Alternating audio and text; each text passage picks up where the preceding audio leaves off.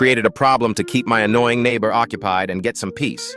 In the early 90s, we bought a new house on a lot that had recently been severed and sold from the neighbor's property. It was a large corner lot, divided into two parcels.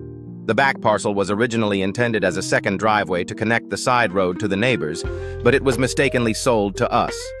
Our neighbor, a known grumpy old guy, insisted that this back parcel was his property and was never intended to be sold.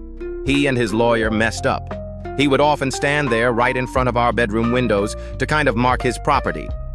Trying to have a reasonable conversation with him was impossible.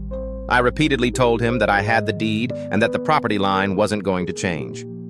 His wife was rarely seen, as she had limited mobility and spent most of her time watching TV connected to a C-band satellite dish. At the time, I was working in wireless and had access to test equipment. To find a way to keep the neighbor occupied and hopefully give us some peace, I decided to generate interference that would jam his satellite signal. I set it up on a timer, so their signal would cut out 10 minutes before the hour and come back 10 minutes after. This meant they would consistently miss the beginnings and ends of their TV programs. This definitely kept him busy trying to figure out what was wrong. He even called out technicians, but of course the issue never occurred when they were there.